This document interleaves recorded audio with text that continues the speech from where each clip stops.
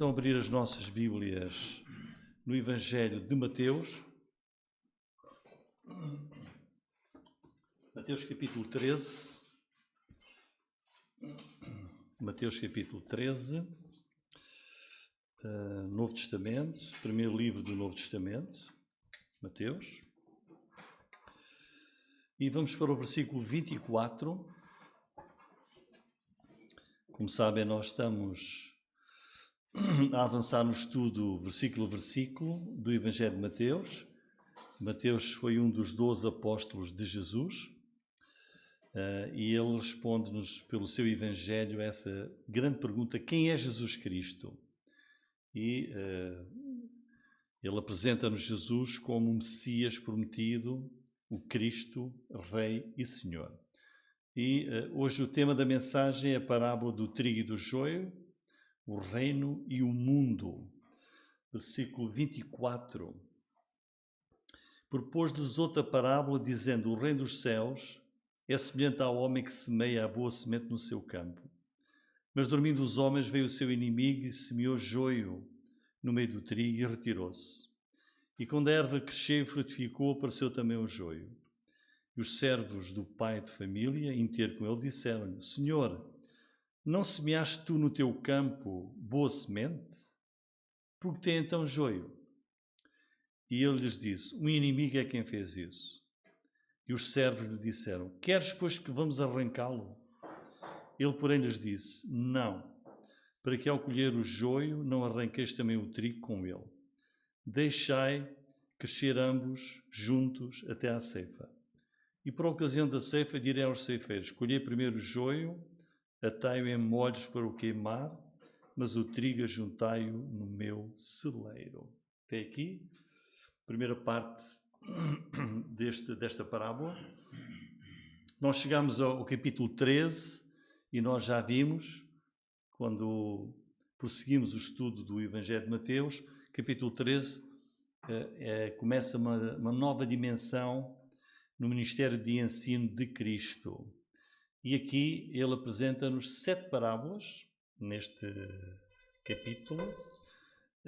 E nós já começamos com a primeira, que é a parábola do semeador.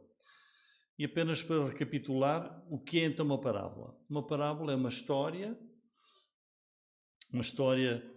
que tem o intuito de ensinar uma verdade. Portanto, na história que Jesus conta na parábola, há lá verdades importantes escondidas, e são verdades sobre as coisas divinas do reino de Deus, do reino dos céus, sobre o Evangelho, sobre a Igreja, sobre a eternidade. E Jesus, nas suas parábolas, usa ilustrações da vida diária na Terra, das coisas do dia-a-dia das pessoas. Aquilo que ele conta, toda a gente sabe. Falou do semeador, do trigo, do joio e outras. São coisas do dia-a-dia. E isso é realmente único, é fantástico, como sabedoria de Jesus conta uma parábola do dia-a-dia, do trabalho, da vida das pessoas, como uma comparação com o reino de Deus, com o reino dos céus. E em Marcos 4,30 ele diz lá, e dizia: a que assemelharemos o reino de Deus? Ou com que parábola o representaremos? Como é que nós vamos aqui, como é que eu vou representar, explicar as coisas do reino de Deus através de uma parábola? Hoje temos a segunda parábola, do trigo e do joio, e deixem-me dizer que é uma parábola sobre julgamento. As parábolas não são histórias que nós possamos contar para... eu contei, o Daniel não sei se lembra de todas, ainda lá temos uns livros, por acaso, em inglês, que adquirimos de uns missionários que foram, e então eles eram, Pedro e Daniel, pequeninos, e todas as noites uma história. As parábolas, para eles adormecerem, não é? Depois orávamos, cantávamos também, mas as parábolas não são histórias para adormecer uma criança, porque ela tem uma verdade e pede uma resposta. Esta segunda parábola de Jesus é sobre julgamento. O Senhor Jesus é rei e é governante da terra onde nós vivemos. E dentro desse reino de Jesus, obviamente que ele concedeu alguma liberdade de atuação a Satanás, mas com limites, como vimos na história de Jó. Também Deus concede aos homens deste mundo, pecadores, liberdade, livre-arbítrio. Mas, sobre tudo isso, Jesus é de facto Rei, é Senhor, é soberano. Mas vai chegar um tempo em que Deus vai criar tudo de novo. Criará novos céus, nova terra. Tudo será perfeito, tudo será santo, tudo será puro, em que o povo de Deus, os crentes, os salvos, os remidos, vão reinar com Jesus eternamente. Eternamente. E para isso ser possível, o Filho de Deus encarnou, veio ao mundo e veio pagar na cruz a culpa do nosso pecado, do pecado do mundo. Ele é o Cordeiro de Deus que tira o pecado do mundo. Ele fez isso com o sacrifício da sua própria vida. De maneira que todo aquele que se arrepende e crê em Jesus Cristo torna-se um filho de Deus e é herdeiro desta vida eterna, recebe o perdão, a salvação eterna e irá viver com Jesus para todo o sempre. Mas o que é que Jesus revela por meio destas 7 parábolas? Jesus está aqui a revelar com estas parábolas como é que é o tempo entre a sua primeira vinda, há 2000 anos, e a segunda vinda.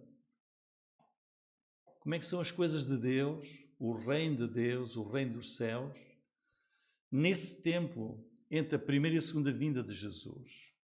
E nas parábolas Jesus revela a verdade da vida. Qual é a verdade da nossa vida? A verdade da vida do mundo. Jesus revela isso nestas 7 parábolas, em que Deus quer salvar pecadores do mundo inteiro, por meio do testemunho da palavra de Deus, por meio do testemunho do Evangelho, da sua igreja, que ele disse, ir por todo o mundo pregar o Evangelho a toda a criatura.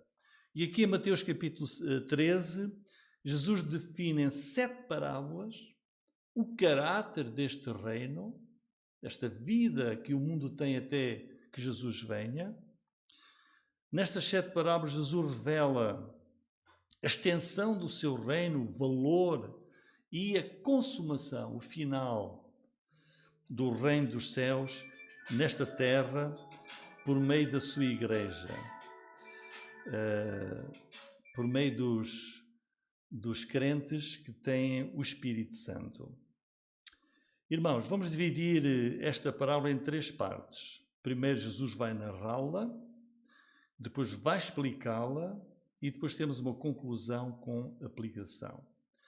E versículos 24 a 30 temos Jesus a narrar esta parábola do trigo e do joio. Versículo 24. Propôs-lhes outra parábola. O reino dos céus é semelhante, ou é como se fosse um homem que semeia boa semente no seu campo.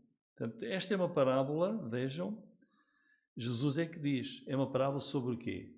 Sobre o reino dos céus. Uma parábola sobre o reino dos céus. É um sinónimo do reino de Deus, do reino governado por Deus desde o céu. E qual é a forma deste reino? Diz aqui Jesus, é semelhante ao homem que semeia boa semente. Então temos, o reino dos céus é como um homem que semeia boa semente no seu campo. Versículo 25, ele prossegue, diz, mas dormindo os homens, indica aqui já que há aqui uma equipa, portanto, os homens, há uma equipa que trabalha no campo, e quando eles descansam, que é natural, nós temos que dormir, temos que descansar, e nessa ocasião em que dormem, veio o seu inimigo para arruinar essa sementeira. E o que é que ele fez para arruinar a sementeira? semeou joio no meio do trigo e depois semeou ervas daninhas no meio do trigo, retirou-se, esgueirou-se. Ele fez uma coisa horrível, que é estragar esta sementeira, e semeou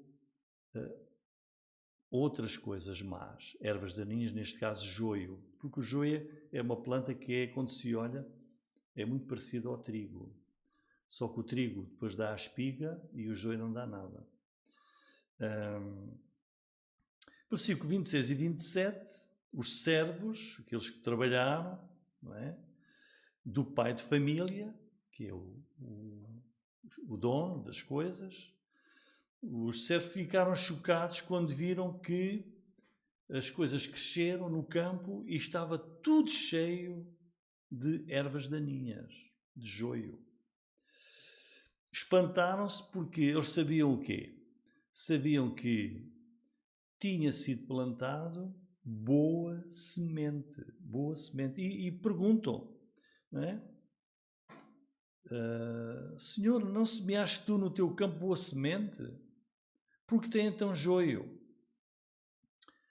Versículos 28 até 30, temos a resposta.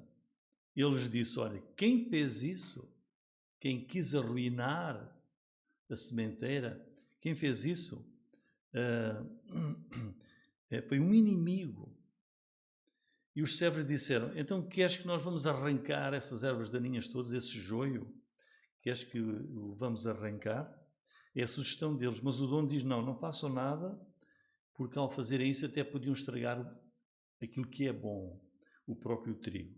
Deixem crescer tudo junto, até à ceifa, e aí vai ser tudo bem colhido, bem separado, tudo vai ser bem tratado.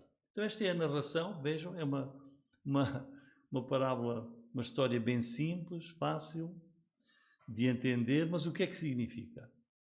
E é isso que os discípulos querem saber. E é uma parábola, vejam, genial, muito profunda e muito sábia. E a partir do versículo 36, então, vejam, temos a explicação da parábola. Versículo 36.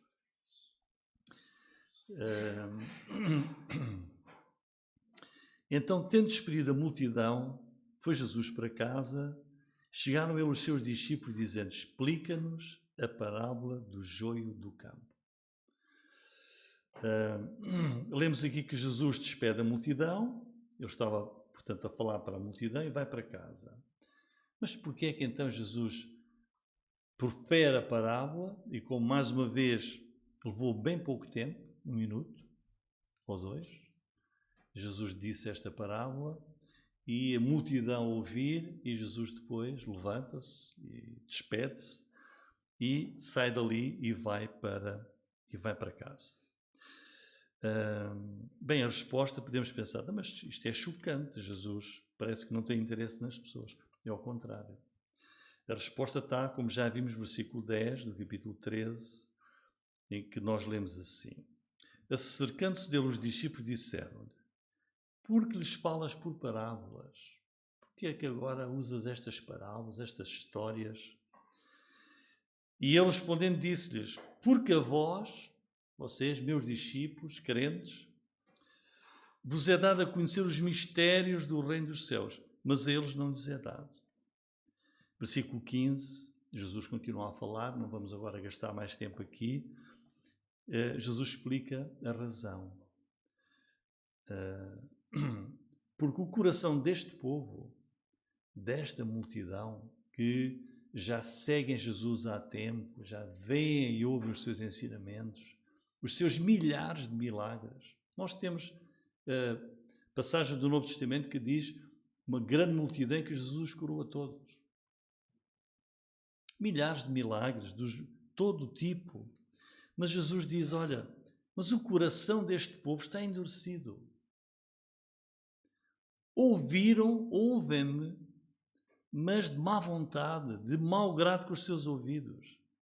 Veem as coisas, não é?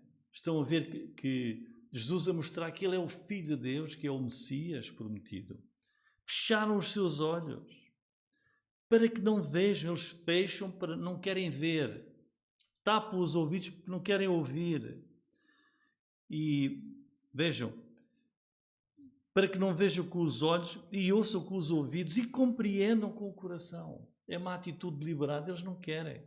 Endureceram os seus corações, não querem aceitar-me, não querem crer em mim, em grande rebeldia, para que se convertam e eu os cure, e eu os salve. Portanto, Jesus está a explicar aqui a razão de ele agora estar a falar em parábolas. E, portanto, chegamos ao versículo 36. Chegaram a casa e diz, chegaram eles os seus discípulos dizendo, explica-nos a parábola do joio e do campo. É isso que Jesus quer. Que nas pessoas que ouvem a palavra de Deus, dizem, eu quero saber mais. Pode-me explicar o que é que isto quer dizer? É isso que Jesus quer. Portanto, as parábolas, os enigmas, servem para despertar interesse naqueles que querem ter interesse. Os outros voltam as costas e continuam duros.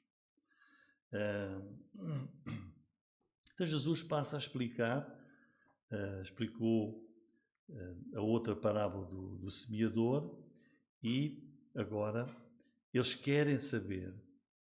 E quem quiser saber pode perguntar. E nós vemos aqui o grande perigo de alguém ouvir as coisas de Deus uma vez ou muitas vezes e endurecer o seu coração.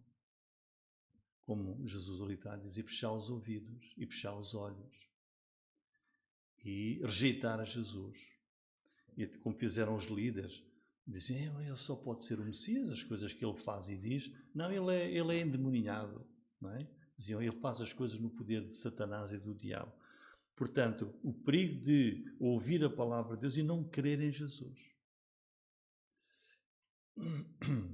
E versículos 37 e 38, Jesus começa então a explicar. E ele respondendo disse-lhes, o que semeia a boa semente é o Filho do Homem. Agora, Jesus a revelar a verdade e as lições desta parábola. Quem semeia a boa semente é o Filho do Homem. Este é um título para Jesus. Ou seja, quem semeia, ele é o semeador. É um título para Jesus. Isto diz-nos que o Senhor está a semear. Deus está a semear. E onde? No seu campo. O que semeia a boa semente é o Filho do Homem. O campo é o mundo. Portanto, Deus está a semear e ele semeia no seu campo, que é o mundo. Se notar no versículo 38, diz mesmo, o campo é o mundo. É claro, este mundo de bilhões de pessoas, é o campo onde Jesus está a semear. Então o Senhor está a semear no mundo, que é o seu campo, que lhe pertence. Veja o versículo 27, que diz assim, Senhor, não semeaste tu no teu campo boa semente? No teu campo. Portanto, este mundo pertence a Deus, Ele é o Criador e sustentador de todas as coisas. Criador e sustentador e soberano, porque criou tudo. Agora, o que é que o semeador, que é o Filho do Homem, que é Jesus, o que é que ele está a semear? Nesta parábola, aquilo que ele semeia é o quê? Diz, o campo é o mundo e a boa semente são os filhos do reino. Na parábola do semeador, semeava a palavra de Deus, mas aqui não é. É uma outra parábola. Ele semeia a boa semente são os filhos do reino. O que é que isto significa? Significa que o Senhor coloca os filhos do reino no seu mundo. Isto é muito simples. Deus semeia, Deus vai espalhar os filhos do seu reino, que são os crentes em Jesus, por todo o mundo. Ele está a semear os filhos do reino, os crentes, os seus discípulos, aqueles que o amam e que o vão servir por todo no campo, o campo é o mundo. Qual mundo? Todo o mundo. Esta expressão, filhos do reino, é maravilhosa. O que é que tu, como crente, és? Filho do reino. Filho do reino de Deus. Filho do reino dos céus. É o que nós somos. Nós somos súbditos do Senhor Jesus Cristo. Nós somos plantados num mundo que é o seu mundo. E esta é uma imagem da igreja no mundo. Nós estamos aqui em Moreira da Maia, não estamos aqui por acaso, por acidente. Fomos plantados, nós, filhos do reino, fomos plantados pelo Senhor aqui. Isto é simplesmente maravilhoso. Nós estamos num lugar que Ele quer que nós estejamos, neste mundo. Isto também nos diz que nós não devemos ficar fora do mundo, isolados num mosteiro. Quem está isolado num mosteiro não está a cumprir o seu papel, de acordo com esta parábola. Nós não fomos chamados para isso. Fomos plantados como filhos do reino, crentes no mundo. Deus vai espalhar o seu povo por todo o mundo e com vários propósitos. Quais são eles? Nós estamos no mundo para influenciar o joio para que se torne não numa erva daninha, mas num bom fruto, trigo. Aqueles que são trigo, o que é que eram antes? Nós que agora somos trigo, nós também éramos joio, porque nós nascemos separados de Deus. Nós éramos sementes ruins antes de nos convertermos a Jesus. É por isso que Jesus orou em João 17,15, a orar pelos seus discípulos. Não peço que os tires do mundo, mas que o livres do mal, e o mal é o maligno. Ou seja, o Senhor planta-nos como boa semente neste mundo, somos filhos do reino, e ora, não os tires do mundo, guarda-os do mal. Então, quem somos nós dentro do mundo? O versículo 38 explica o que é que nós somos, o que é que as pessoas são neste mundo, neste campo que é o mundo. Versículo 38. O campo é o mundo, a boa semente são os filhos do reino. O joio, a má semente, que não é boa, aquela toda que não é boa, são os filhos do maligno. Os filhos do maligno. No versículo 39, Jesus diz: o inimigo que o semeou é o diabo. Portanto, o semeador é o filho do homem, o campo é o mundo, e ele semeia a boa semente, são os filhos do reino. Mas vê alguém, outra entidade, que também semeou neste campo que é o mundo, não semeou trigo, semeou joio, erva, semeou o mal. Não é? E essa pessoa que é o inimigo, é um adversário. Jesus identificou, é o diabo. É o diabo.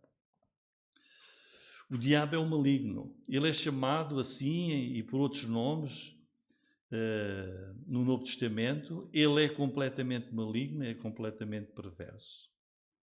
Mas o que Jesus está aqui a dizer, também a ensinar, nós olhamos para o nosso mundo, homens, mulheres, todas as idades, todas as nações, todos os estratos sociais, com os vários nomes e cargos, presidentes e por aí abaixo, todos como nós conhecemos. Mas Deus olha para o mundo, respeita tudo isso, sem dúvida nenhuma. Ele sabe que assim somos chamados no mundo, mas Deus olha depois com outros olhos e está aqui a dizer Jesus: qualquer um que não seja filho do reino, crente, é filho do maligno. Segundo Jesus, há apenas dois tipos de pessoas no mundo: os filhos do reino, que são os crentes, e os filhos do maligno, os filhos do diabo. E se tu, ou se alguém, não é filho do rei, não é filho do reino, porque não exerceu a sua fé em Jesus, não se submeteu ao senhorio de Jesus Cristo, és um filho do diabo, do maligno, ainda. É simples. Esta é a revelação sobre o campo, sobre o mundo onde nós vivemos. Ou estás na equipa de Jesus, como filho do reino, ou na equipa do maligno, debaixo do seu controle, debaixo do seu domínio. E esta é uma declaração teológica monumental que nos mostra que a origem do mal, como vimos aqui, este mal que foi semeado, vem do diabo, vem do maligno. Deus não é o autor do mal. O mal procede do maligno, do diabo. Ele é o inimigo que semeia o mal no campo. Nós vimos isto, nós conhecemos a palavra de Deus, Gênesis capítulo 2 e 3. Na criação, Deus criou e diz que tudo era muito bom. Mas veio o inimigo, veio o diabo, lá no jardim do Éden, que semeou no coração de Adão e Eva o mal. Tentou-os e levou-os à queda e à queda de toda a espécie humana. Versículo 39. O inimigo que o semeou é o diabo, a ceifa é o fim do mundo. A ceifa é o fim do mundo. Quer dizer, Jesus está aqui a revelar que o mundo mistura-se, no mundo temos os filhos do reino, os crentes, súbditos do rei, mas temos também os filhos do maligno, do inimigo, do próprio diabo. E conforme diz o versículo 30, diz: crescem ambos juntos até à ceifa. Vai haver uma ceifa que é o fim do mundo. Este mundo vai terminar, como Jesus nos ensina na sua palavra. E assim tem sido ao longo da história da humanidade. A ceifa ainda não ocorreu. O fim do mundo ainda não ocorreu, mas cada vez está mais próximo. Mas filhos do reino, filhos do maligno, vivem juntos, crescem juntos até à ceifa. Satanás tem, de facto, os seus filhos, o seu povo, em todas as áreas do mundo, da sociedade, todos os lugares do mundo, está sempre a semeá-los, sempre a semeá-los. Há uma semeadura massiva. Agora vejam o que diz o versículo 25. Onde é que ele semeia? Diz: dormindo os homens, veio o seu inimigo e semeou joio no meio do trigo. No meio do trigo. O mais próximo possível do trigo. O mais próximo dos filhos do reino. Satanás semeia tudo isso no meio da igreja, no meio dos crentes. E na igreja vão existir filhos do reino e filhos do maligno. E muitos vão fazer coisas muito parecidas aos filhos do reino. Tanto que em Mateus capítulo 7, o que é que muitos vão dizer lá naquele dia? Vão bater à porta: Senhor, não fizemos nós tantos milagres em teu nome? Não é? E Jesus disse: nunca vos conheci. Afastai-vos de mim, vós que praticais iniquidade. Mas Jesus conhece. Mas quem não conhece, olha, é como o joio e o trigo. O joio e o trigo, quando estão lá no campo e alguém olha, são praticamente iguais.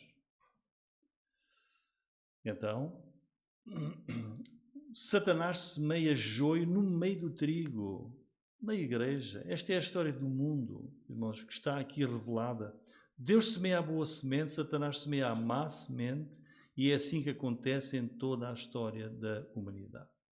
Existimos juntos, filhos do reino e filhos das trevas, misturados no mesmo mundo, viajamos nas mesmas estradas, habitamos nos mesmos edifícios, desfrutamos do mesmo sol, da mesma chuva. Mas versículo 39 diz: a ceifa é o fim do mundo. O que é que vai haver? Vai haver o fim do mundo. E nessa ocasião, Deus vai revelar e Deus vai fazer o devido e o justo julgamento. Agora, irmãos, não é a altura do julgamento.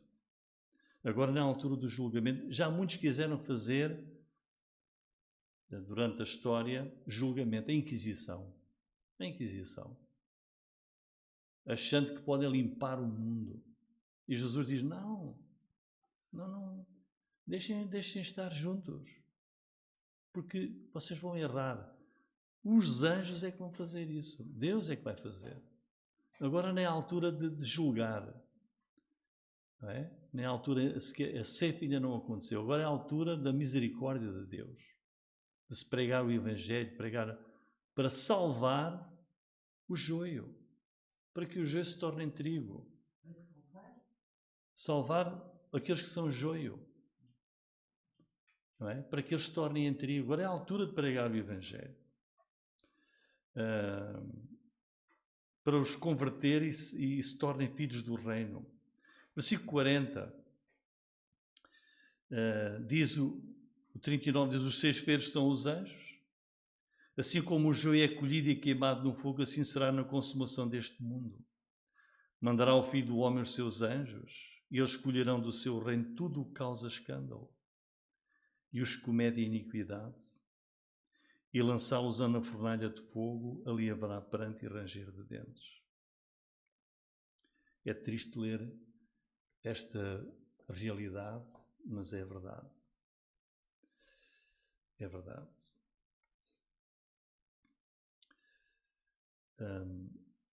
Em Mateus capítulo 16, versículo 27, nós lemos assim: porque o Filho do Homem virá na glória de seu Pai. Está a falar da segunda vinda de Jesus. Vejam, com os seus anjos. E então dará a cada um segundo as suas obras. Ou, Mateus 24, versículo 31, que diz: e ele enviará os seus anjos com rijo, clamor de trombeta, os quais ajuntarão os seus escolhidos desde os quatro ventos de uma a outra extremidade dos céus. Ele enviará os seus anjos no final, com rijo, clamor de trombeta, os quais ajuntarão os seus escolhidos, os seus crentes, o trigo. Mas se nós lermos também, segundo aos Tessalonicenses, capítulo 1, versículo 7, diz assim, versículos 7 a 10. E a vós que sois atribulados, descanse conosco, ora vejam, quando se manifestar o Senhor Jesus desde o céu, uma vez mais, com os anjos do seu poder. Jesus virá, segunda vez, na sua segunda vida, rodeado dos seus anjos. Para fazer o quê? O mesmo que ele disse ali, vejam.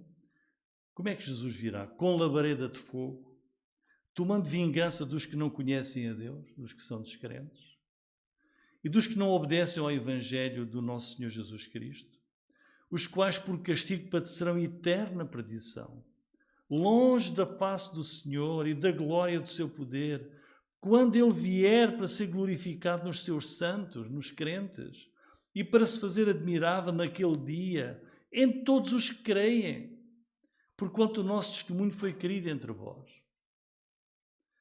É a parábola do trigo e do joio. Quem é crente é salvo, é filho do reino. Se for chamado antes, vai para a presença de Deus. Mas, no final da história da humanidade, diz que Jesus, com os seus anjos, os enviará e vai colher os filhos do maligno e vão ser julgados e vão ser lançados na fornalha de fogo, ali haverá pranto e ranger de dentes. O versículo 41 diz que colherão do seu reino tudo o que causa escândalo, ou seja, os descrentes de todo o mundo. E os anjos vão lançar todo o joio, todos os descrentes na fornalha de fogo. E vemos aí a reação desses julgados para a eternidade. diz que ali haverá pranto e ranger de dentes. Vem um julgamento inevitável. E, de facto, esta parábola do trigo e do joio é uma parábola de juízo, de aviso, de julgamento. Mas não termina aí a parábola. Versículo 43. Então, olha esta palavra. Então, marquemos bem esta palavra, irmãos. Então vem a glória santa, vem o reino esperado, um reino justo, que vai iluminar o rosto de todos os filhos do reino, de todos os crentes, todos os santos de todas as eras. Diz, os justos, os crentes, o trigo, resplandecerão como o sol no reino do seu Pai. Resplandecerão, brilharão naquele reino maravilhoso com Jesus e com o Pai, com o nosso Deus. E isso está a chegar também, irmãos, tão certo quanto aquele julgamento. Não tenhamos ilusões. É aqui, a palavra de Jesus é clara. Ele veio para tirar as pessoas deste julgamento, deste pranto e ranger de dentes para a eternidade, para essa fornalha de fogo, porque as pessoas não se arrependeram, os seus pecados não foram perdoados, não foram lavados, não foram salvos. Irmãos, em conclusão e aplicação, Jesus termina mesmo dizendo, quem tem ouvidos para ouvir, ouça. Quer dizer, é melhor ouvires, é melhor ouvires, é melhor escutares com os teus ouvidos e com os teus olhos bem abertos. É porque Jesus está a dizer, estás a ouvir? Ou estás a endurecer o teu coração? Aquela pessoa morreu, mais uma estrelinha que foi para o céu. Essa agora é a moda. Morre uma pessoa, mas aquele morreu, é mais uma estrelinha no céu que lá está a olhar para mim, numa festa. E as pessoas iludem-se com isto. É difícil. Eu não digo estas palavras com alegria. Temos que dizer aquilo que Jesus está a dizer e não se pode dizer, isso quer dizer outra coisa. Não quer dizer outra coisa. Quer dizer isto que está aqui porque Jesus está a explicar. Não é? Olha, quando há uma ceifa no campo, aquilo que é palha, cortam e queimam. Não é? É o que Jesus está a dizer. Mas o trigo não. O trigo é colhido e é guardado. Os crentes vão ser guardados no reino de Deus. Por isso Jesus diz, quem tem ouvidos para ouvir, ouça, ouve com atenção. Pergunta isto a ti mesmo, és trigo ou ainda és joio? És um filho do reino porque colocaste a tua fé, a tua confiança em Jesus? Ou és ainda um filho do maligno, ainda descrente? Ouve, quem tem ouvidos para ouvir, ouça isto. Se és filho do maligno, então ouve. Este é um tempo ainda de paciência de Deus, é um tempo de graça. Mas o julgamento é certo, a ceifa é inevitável. E vai ser eterna, vai ser dolorosa, pranto e ranger de dentes, e vai chegar com toda a certeza. Tão certo como muitos vão para a glória e vão resplandecer no reino do Pai, como os outros vão para a perdição eterna. É melhor verificares e ouvires a palavra de Deus. Usa este tempo, esta mensagem, como uma oportunidade para te arrependeres, creres e para seres trigo. Crê no Salvador Jesus Cristo. Amém. Amém, irmão.